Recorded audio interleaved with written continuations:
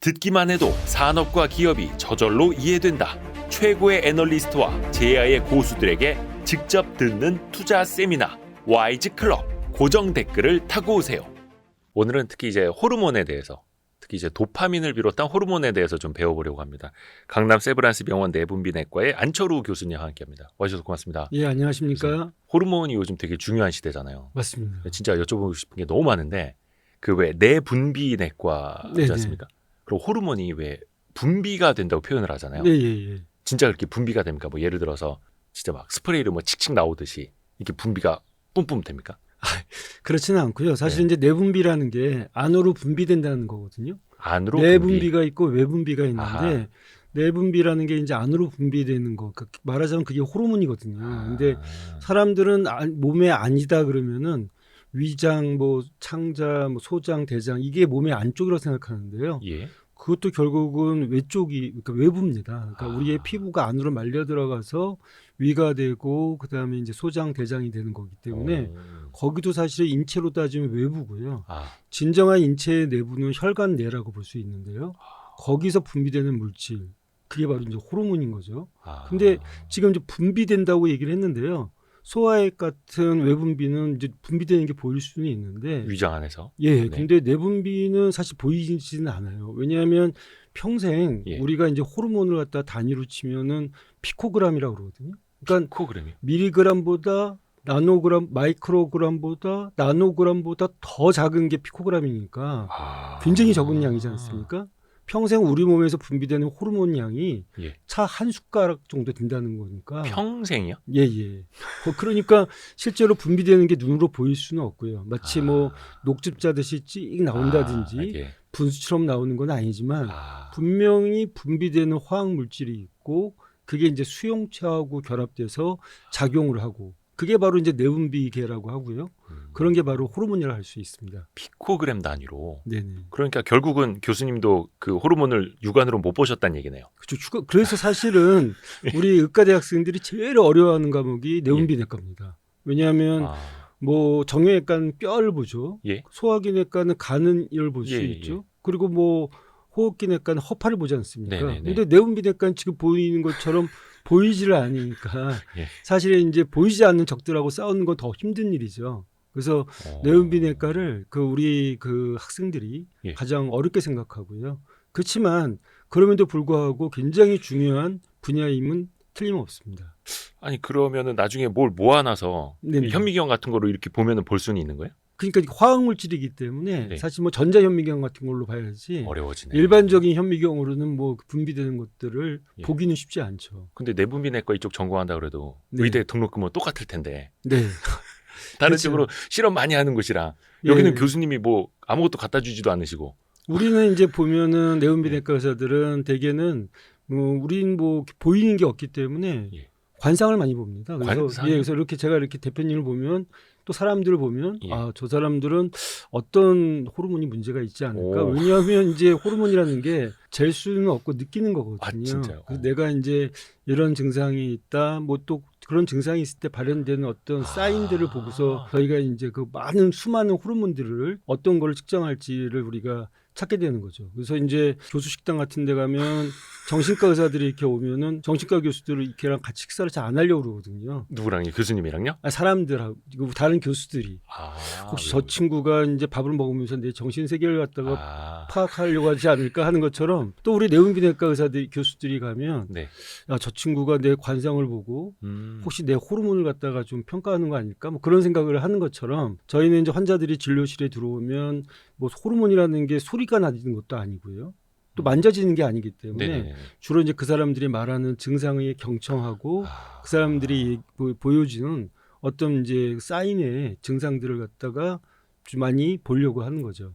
같이 또 이제 이야기도 하면서. 그렇죠. 그래서 어떤 증상이 있고 예를 들면 보통의 검사로는 밝혀지지 않는 그런 어떤 본질적인 문제들이 사실 호르몬으로 통해서 알 수 있거든요. 그러니까 우리가 진료실에 가보면은 몸이 힘들고 어디가 천근만근 이제 힘든데 네. 검사를 해보면은 혈당도 괜찮고 혈압도 괜찮고 뭐 콜레스테롤도 괜찮으니까 괜찮다고 얘기를 하는 거죠. 근데 환자들은 그때부터 더 불안해지기 시작합니다. 괜찮다는데. 내가 정말 괜찮은 건가? 난 어. 분명히 문제가 있는데. 근데 미병이라는 게 있습니다. 미병. 건강한 것도 아니고 병도 아니지만 중간에 어떤 회색지대. 예를 들면 공복 혈당이 100 이하는 정상이고 네. 126은 우리가 당뇨병이라고 하는데 100과 126은 당뇨 전 단계잖아요. 네. 근데 그럴 때 이미 호르몬은 균형을 깨지고 있다. 호르몬의 균열이 있다는 거죠. 그래서 그럴 때 이제 어떤 호르몬을 측정하고 이런 것들을 우리가 잘 파악을 해야 되거든요. 그래서 호르몬이라는 게 그만큼 우리한테 중요하고요.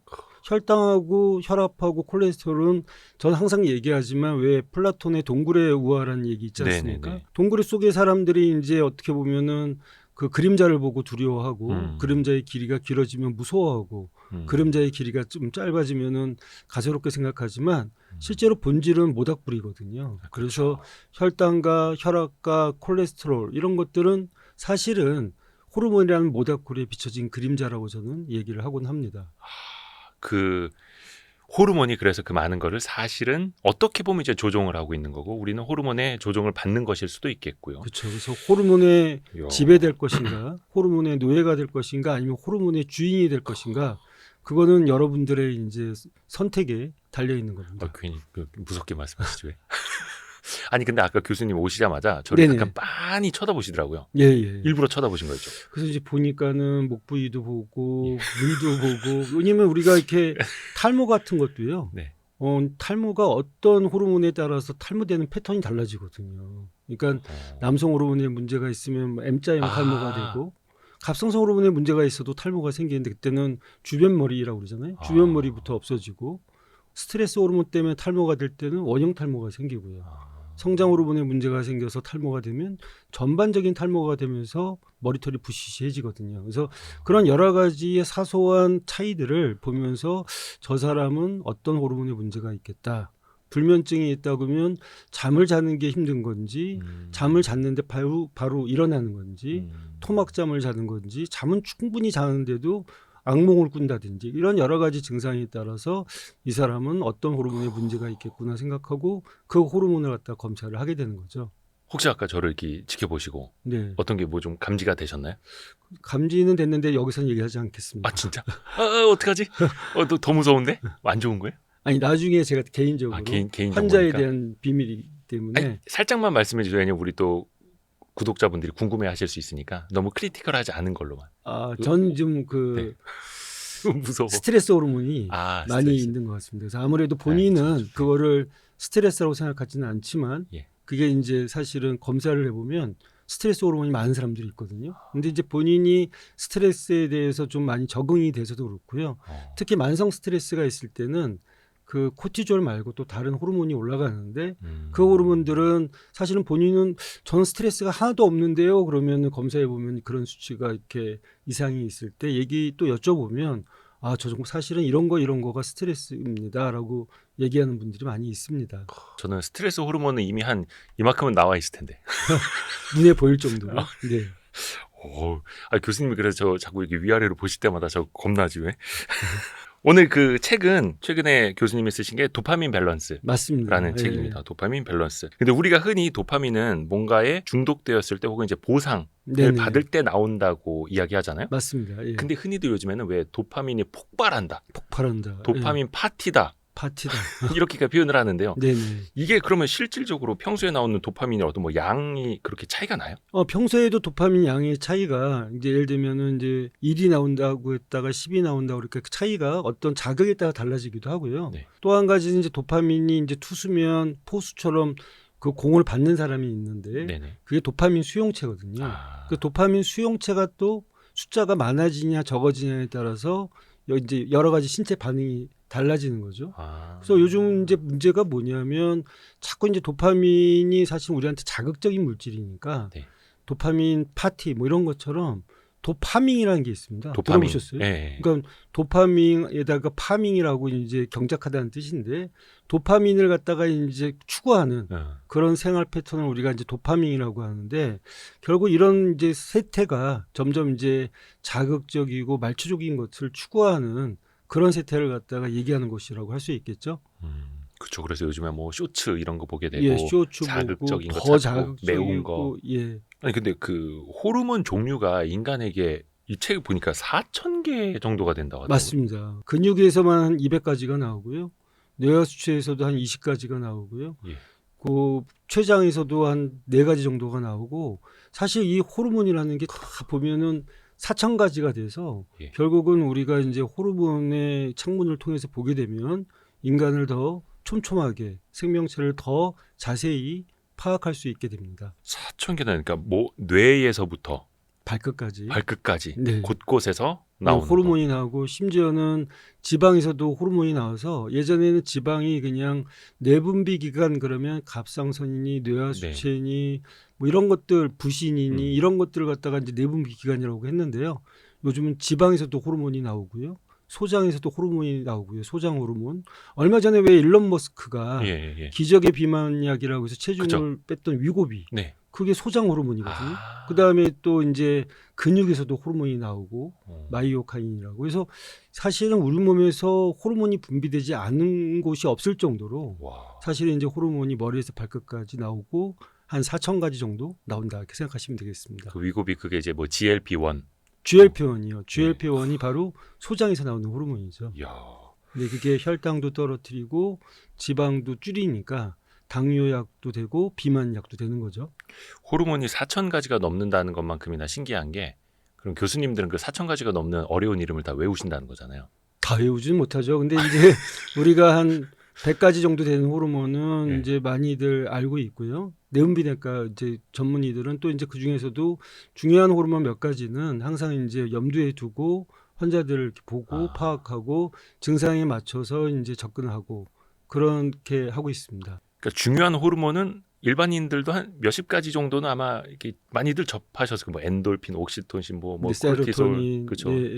노르에피네프린, 뭐 아드레날린. 그러면은 제가 이제 유명한 호르몬 몇 개만 좀 여쭤볼게요. 네. 그 왜 옥시토신이 사랑의 감정을 불러일으키는 호르몬이라 하더라고요. 맞습니다. 네. 그러니까 사랑에 빠지면 옥시토신 이제 좀 나오는 거 막 이렇게 막 보고 사랑의 싶고 막 이럴 때. 감정을 처음 시작하는 거는 오늘 얘기하는 도파민부터 시작을 하고요. 그 다음에 이제 도레미파솔라시도처럼 도파민이 나온 다음에 그 다음에 페니에틸아민이라는 호르몬이 나옵니다. 그래서 도파민은 호감 정도, 썸 탈 때 정도 나오는 거고, 페니에틸아민은 이제 플라토닉 러브. 그 다음에 이제 엔돌핀이 나오는 거는 좀 에로틱한 사랑들. 그 다음에 이제 옥시토신은 반대로 아가페적인 사랑을 얘기하거든요. 그러니까 저 사람이 나보다 더 잘 됐으면 좋겠다.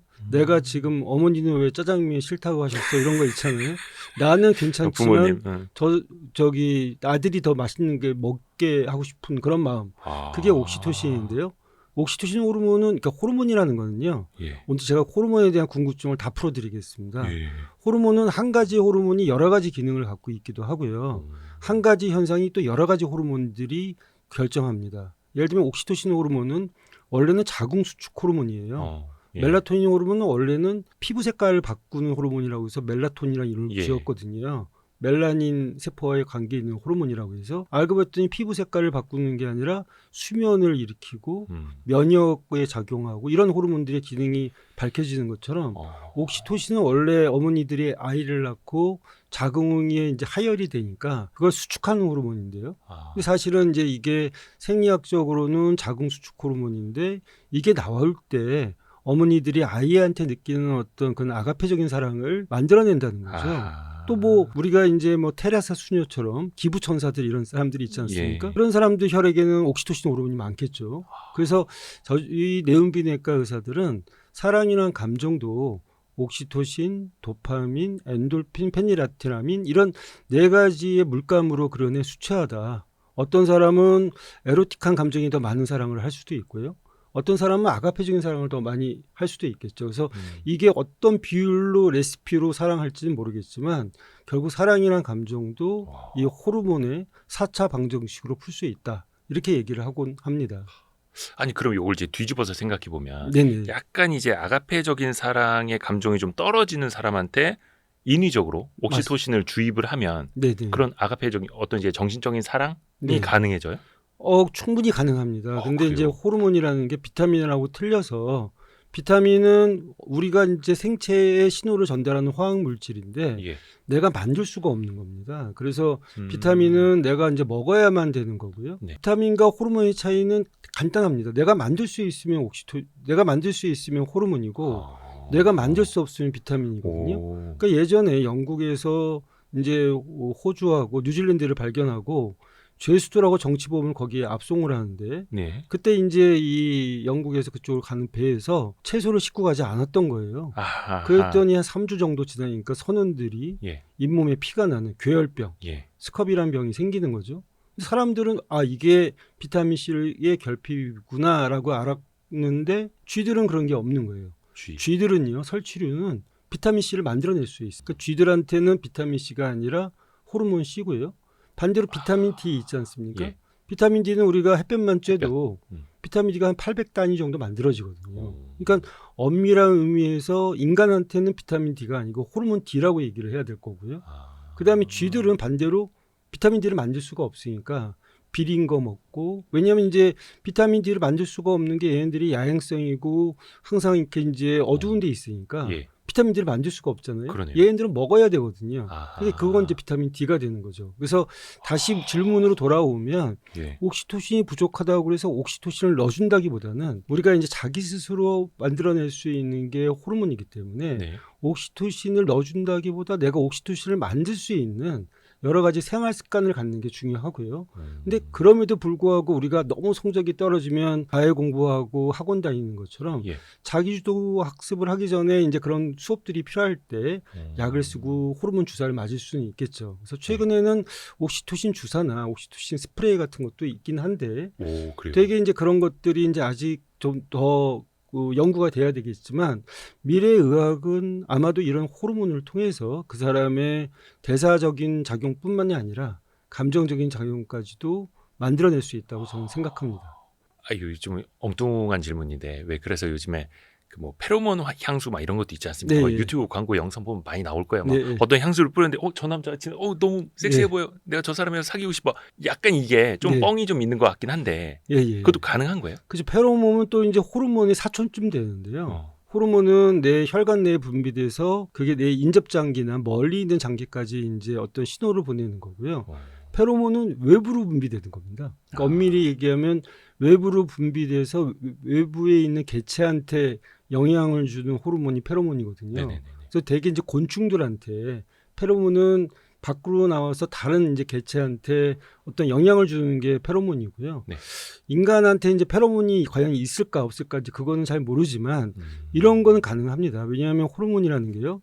어떤 시각이나 청각, 왜 보면은 봄, 여름, 가을, 겨울 때 우리의 감정이 틀려지잖아요. 네. 그때 일조량이라든지 계절 탄다고 할 때. 색깔이라든지 이런 것들이 시각적으로 또 이제 체온이나 이런 것들이 다 호르몬의 분비에 영향을 미치거든요. 예. 그러니까 지금 말씀하신 것처럼 어떤 후각적인 자극이나 어떤 이제 시각적인 자극이 내 몸의 호르몬을 옥시토신을 만들어내고 엔돌핀을 만들어내고 할 수는 있겠죠. 그래서 엄밀한 의미에서 페로몬은 없지만 어떤 자극이 나한테 상대방의 자극이 나한테 와서 내 내분비적인 호르몬을 갖다가 건드리게 되면 그게 일종의 페로몬이라고 볼 수는 있을 것 같습니다. 그러니까 예전에 제가 어디 인터넷에서 주워 본 걸로 보면은 왜 겨드랑이 땀에서 약간 그런 거 있다고. 그렇죠. 그 이제 이거는- 한선이라고 해서 네. 원래 이제 겨드랑이 땀 이런 것들이 이제 우리가 다른 개체를 통해서 예. 자극을 주는 거죠. 그래서 이제 그런 걸 통해서 상대방하고 맞는데 짝을 찾게 만드는. 예. 근데 그게 결국은 이제 페로몬도 일종의 자극을 주고 그 자극이 그 개체에서 어떤 호르몬적인 작용을 일으키는 것을 페로몬이라고 할 수 있을 것 같습니다. 페로몬 향수를 또 사야 되나? 아니, 농담이고요. 제가 약간 이제 잘못 알고 있는 걸 수도 있어서 여쭤볼게요. 왜 자연 분만을 하면 아까 그 옥시토신 네네. 이런 게 자궁수축 호르몬이라고 하는데 네네. 그게 아이한테 더 어떻게 잘 작용이 돼서 자연 분만을 한 사람이 제왕절개 한 사람들보다 자녀와의 어떤 유대감이 더 깊다? 네. 이런 속설이 있는데 이건 과학적으로 어떻게 입증이 되는 거예요? 과학적으로 입증이 됐죠. 왜냐하면 자연분만한 사람이 아무래도 제왕절개 하신 분보다 이제 자궁이 늘어나서 더 이제 그런 자극들이 많아지니까 결국은 이제 이런 옥시토신 같은 것들이 더 많이 분비될 것이고 그렇기 때문에 더 이제 자기 아이에 대해서 제왕절개한 분들보다는 더 강렬한 어떤 유대 관계를 아. 가질 수 있다고 생각합니다. 혹시나 오해는 마십시오. 뭐 제왕절개했다고 해서 뭐 자녀에 대한 네. 애정이 없다 이런 건 아닙니다. 오해는 그쵸. 하지 마십시오. 오 신기하다. 진실 혹은 거짓 이런 거 여쭤볼 거 되게 많은데.